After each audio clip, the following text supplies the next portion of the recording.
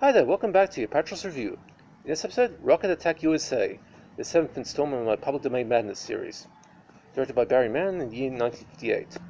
Hi there, welcome back to the Apatros review, your guide to the wild world of science fiction action and horror, with me, your host, Mila Sipka. Now in this episode, this is a continuation of the Public Domain Madness series. It's actually the 7th installment I've done, and I'm getting some pretty strange places with these Public Domain films. Now this film, Rocket Attack USA, which was directed by Barry Mann in the year 1958, is available in the Sci-Fi Invasion box set from Mill Creek. It's actually the second file I reviewed from that. The first was the Bat, but I actually was reviewing a different Bat DVD. Now, if you want to find this, the Sci-Fi Invasion set is pretty much the best way to go, but it's also available on YouTube and various other public domain labels. Now, right after the Soviet Union sends up the Sputnik satellite, the US military gets really nervous about the communist military capability. They send an incompetent CIA agent to Moscow to dig up any intel he can on the Russians' ICBM program.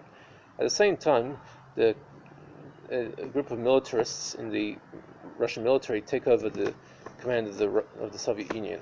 So it's being like a coup.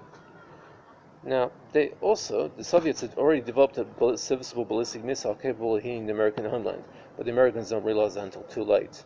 The USA's own missile testing proves to be a major setback as their test ICBM ends up failing spectacularly, and USSR's missile, after a close call with the CIA agent's failure to sabotage launch, is set to be deployed.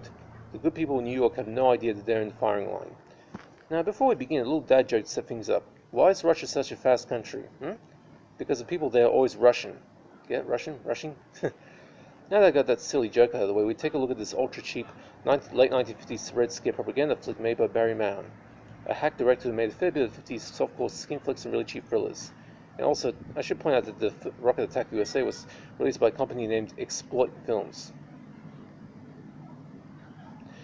Anyway, the fact that Barry Mann isn't that well known can be proved that Mann's works have never been considered any good, but at the same time not exactly terrible enough to make the grade as classically bad, in the same grade as Edward D. Wood Jr. In other words, Mann makes bad movies, but they're not awesome bad movies, just pretty much dull as shit. Even the infamous hecklers from Mystery Science Theater 3000 had problems riffing on this one. You know a film is unwatchably dull when Joel and the bots have had to cut footage out of what is already a 65-minute film because they couldn't riff the whole thing due to its dullness. So, we've established a Rocket Attack USA in this extremely boring film. In fact, there are scenes that have been padded out to insane levels, such as the scene in the Moscow restaurant where the CIA agent waits for his contact, while a belly dancer and a fire-breathing Cossack do their routines in full, and they each do one after the other. And the ridiculously boring part of the Russian missile launch where the technicians inspect the ICBM systems, with the results spoken in Russian and the constant mechanical bleeping and blooping, intercut with the old-school computer reel spinning around for what feels like an eternity before the bloody thing launches. I never could have guessed that the nuclear war was going to be so freaking boring. As for that climax, that's perhaps the biggest downer I've come across since Judgment Day took place in Terminator 3. Ironically, the nuclear devastation in New York, while extremely tragic, is the most interesting part of the film. The scenes of the news anchor saying goodbye to his family was pretty heart-wrenching to watch, and the only misstep was a government device for people unable to find a shelter to wrap themselves in wet newspaper to avoid getting fried, as a wet newspaper will stop you getting royally scorched when the nuclear blast actually hits you, just as an effect of children ducking in their classroom desks. While the rocket's travel was presented with some real El Cheapo bad animation that wouldn't have cut it where it made 20 years earlier, and to perpetually reuse stock footage of the Bikini Atoll ocean nuclear blast that has been used in practically every 1950s genre film that includes nuclear blasts, makes another appearance here.